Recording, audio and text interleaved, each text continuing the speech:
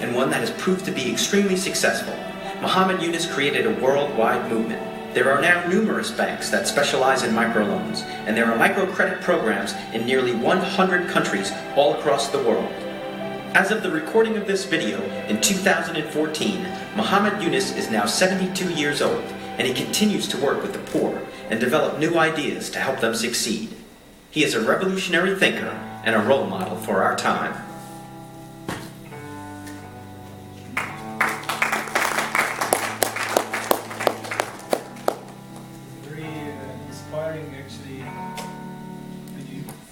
And I want to discuss about this point, which is related to this video.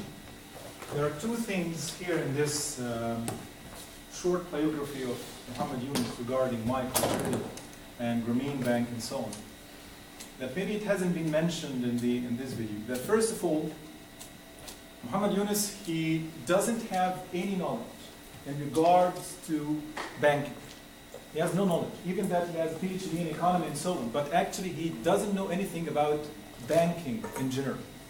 This is number one. Number two, the potential candidates of Muhammad Yunus was, it hasn't been mentioned here, was the women. He started to approach women, okay, the poor women in the villages and so on. He started to approach them, and it was very difficult actually for him to approach them because, again, Bangladesh, the Muslim society, it's not easy to approach female in general in order to, whenever even to give to them a loan or to give to them some money in order to have something to work upon, then the main answer or the common answer from them is, okay, go to my husband, for example, or go to my brother. This is the main answer, the common answer. But again, you will find that they ended up with like 90% of those who are contributing in the microcredit process that he made from women, only women. These two things that I want to highlight. First of all, he realized, and this is something very deep lesson actually, that what he had done in his life as PhD or professor or a doctor or whatever, that it is a way, or we can't say it's far from what really the people need. Okay? Look to this. He didn't concentrate on his potential, on his expertise. Rather, he concentrated on the needs of the poor. This is the main point here. And look to this. He was concentrating on this, and then he made the achievement afterwards. So this is the lesson number one, which we can get from this video, which is how to approach people and how to look to the real need there. Whether it's in your country here it's in his country, Bangladesh. Okay? We're going to see another video, which is related to someone else, but in a different field. Okay? Let's see this video. But before going into this, do you have any comments or questions regarding this? Again, it's, you can, yes. He also lended out more to women, and you could see that the trust rate is high, right? Because through the studies and everything, they realized that the women were better at returning the money because they were more trustworthy. Yeah, trustworthy than men. Yes, that's right. This is important. Any Just wanted to add. Advantage for women. Any other comment? General comment. No need to be a question even. But comment that you, something that like intuition that you want to express. Simple. Simple what? Simple I can't hear.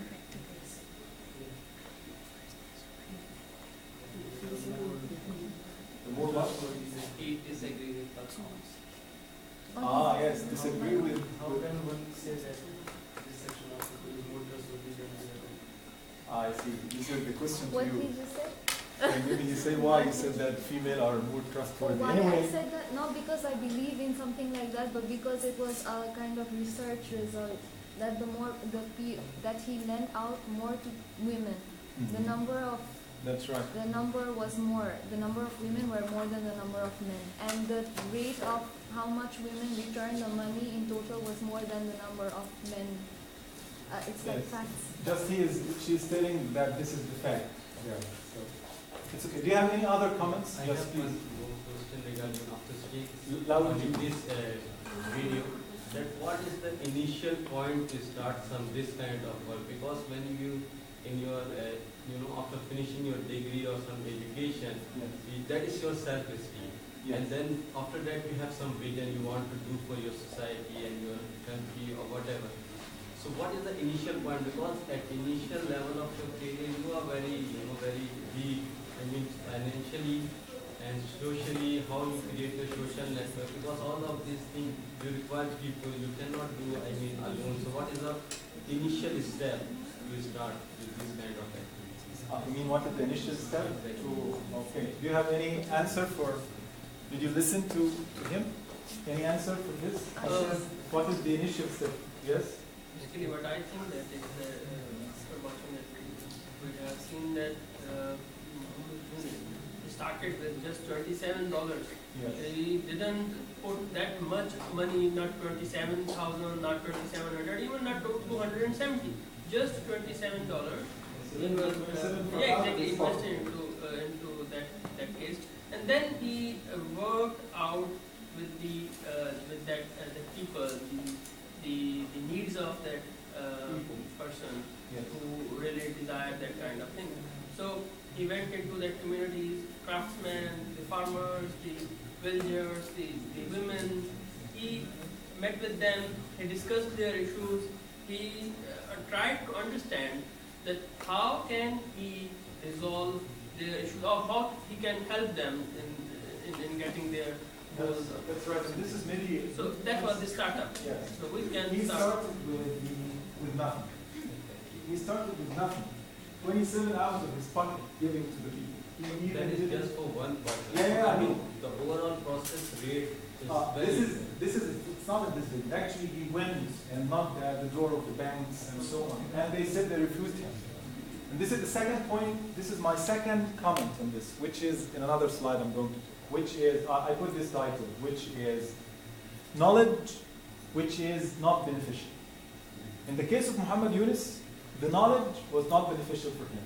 And he admitted, and even he confessed this before in another video, in another university.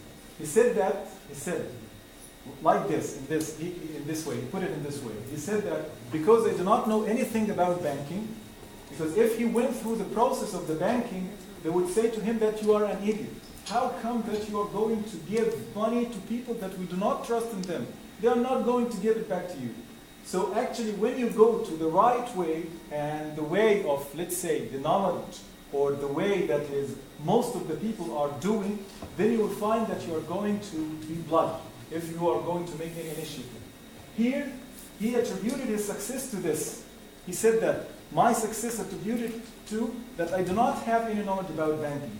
So whenever they say to him something, he made the opposite of it. So they said to him, do not lend poor people.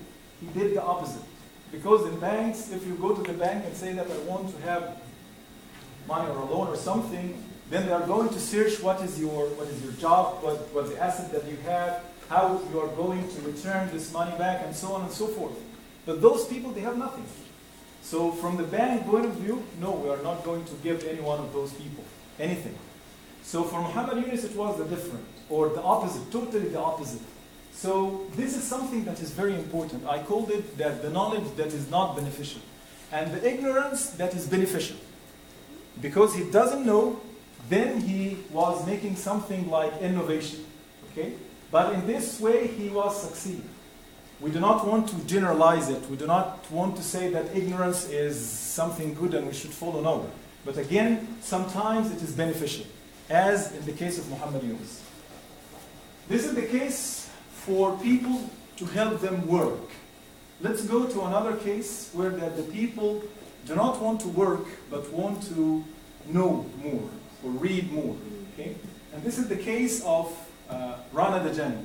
She is Jordanian, and she is PhD in chemistry or something like this. I'm not sure, but it is something very scientific. Okay? But actually her initiative was so smart that she found that when she was in the US, she found that in every neighborhood there is kind of library and youngsters and so on, they can go there and read books and so on. And they found that when she compared the rate of the people, especially youngsters and children in Arabian countries and Islamic countries compared to the advanced countries, she found that the rate is so small or so little. You will find that out of 100, you will find one child, for example, in Islamic countries and so on, going to the library to read. However, this rate in the advanced country, maybe it's triple or quadruple, something like this. So she started an initiative, which is We Love Reading. This is the call of the title of this initiative. And she started to do her own way in order to grasp and attract people to read books for the children in general. And then it grew up with her. Let's see how she did so. She was making this presentation in TEDx, so it's a bit long, but I'm going to cut it all. I'm going to just show the important part that belongs to us.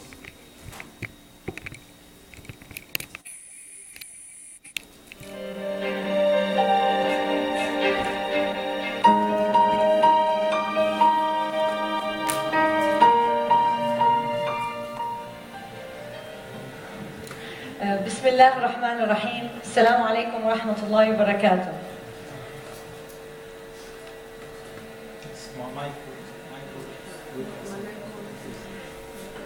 I start most of my talks with this card. This card was given to me by my daughter Sarah. Every morning I wake up and go by this card. It says, I love you, so be happy. And so every morning I take a conscious decision that I'm going to be happy regardless what happens to me. And I ask every one of you to take that kind of decision every morning when you wake up, that you're going to be happy regardless what happens to you. Every morning we wake up, we eat, we drink, we go to work, and we go back and sleep. And the cycle goes on and on. Then one day, suddenly, we wake up and ask, why are we alive? Why am I here? What's the purpose of my existence? And if we look deep into ourselves, we can answer that question and say, we are here so that humans can live in harmony together on this earth. And then you ask yourself, so what can I do to help bring harmony to this world? If you look around you, you can find a problem that actually bothers you, that you're passionate about. You can think of a solution and go and do something about it, take action. I'm going to share with you what happened when I woke up one morning and asked that very same question. Why am I alive? What's the purpose of my existence? What can I do to make a difference? It's the story of We Love Reading. نحن نحب القراءة. When I was studying for my PhD on a Fulbright grant in the United States, I spent most of my evenings with my mice in the lab because I'm a molecular biologist. While my children, I have 4, would spend all their evenings at the public library. In the States, in every neighborhood, there's a public library. And my children would participate in every activity available, whether it was reading aloud, or puppet shows, or volunteer activities. When we came back to Jordan, I looked around to find libraries for my children. Unfortunately, there were no libraries. And those that were around closed very early. There were no librarians, there were no activities. I solved my children's problem. I bought them books and I read books to them. But we realized that there's a problem in Jordan. The problem was children don't read. And for that matter, even adults don't read. And when I say read, I'm not talking about reading for education, which most Jordanians go to school, most of them go to the university. I'm talking about reading for pleasure. And what I define reading for pleasure is when you're at 12 o'clock at night, standing at the traffic lights, and my daughter says, Mother, can I open the light so I can go on and see what happened to my story? That's reading for pleasure. So And why do we think reading is important? I could go on and on talking about the benefits of reading. It increases the imagination, it broadens the horizons of these children, it takes them beyond time and distance to learn about other people's experiences, and it develops them into becoming responsible citizens who can make a difference in their country. So we wanted to find out why, and as a scientist, I had to do some research. So I looked around and for a solution, and the solution was trying to find out why do children don't read and how we can make them to read. So I asked the experts, which are the students, the children themselves, why don't you read? And they gave me a variety of responses from adults don't read to us, we don't have role models, there's not enough books, and so on. And when I asked them what they think the solution was, they answered that we need people to read for us, it has to be fun. So we realized through this research that the reason children don't read is not for lack of books, as most people think. It's for lack of the experience of being read to. It's like the Chinese proverb, you don't give someone a fish, you teach them how to fish. So now that we knew the solution, we had to do something.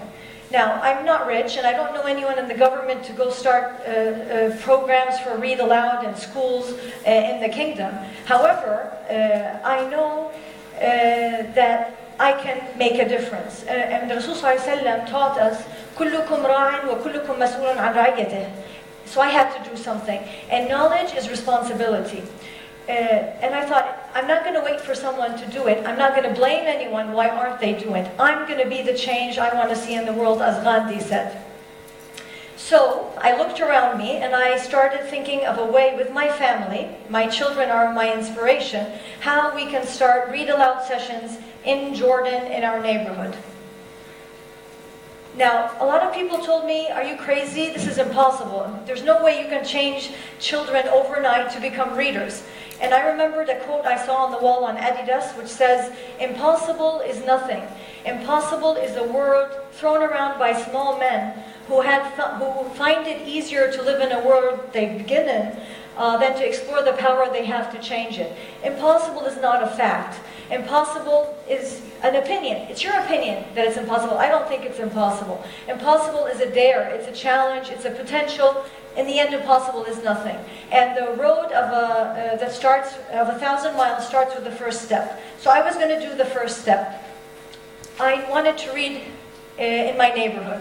I looked around me, where can I read? I could use my house, but my house is not going to go on forever, and not everybody is going to send their children to my house.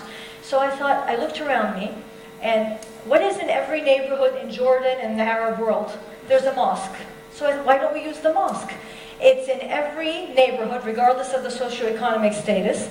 It's clean, it has a carpet, it has a bathroom, because we're talking about children. It's a perfect place. It's just like the public library in the States. So I went to my neighborhood, to the mosque, and I told them I want to start reading aloud to children on Saturday morning. And we used the Friday prayers to announce that we're going to have a read aloud session. The people in the mosque were very responsive. They announced in the Friday prayers that there's going to be a read aloud. And we chose the age of the children to be between 4 and 10. Because if we go below 4, you have to involve the parents. So forget about it. We're not going to convince the parents. And if you go above 10, it's a whole different type of books. And research has proven that it's easier to plant the love of reading when the child is younger. And in the mosque, you can put boys and girls together between 4 and 10. So the first time, in 2006, 25 children showed up on Saturday morning. Of course, they came.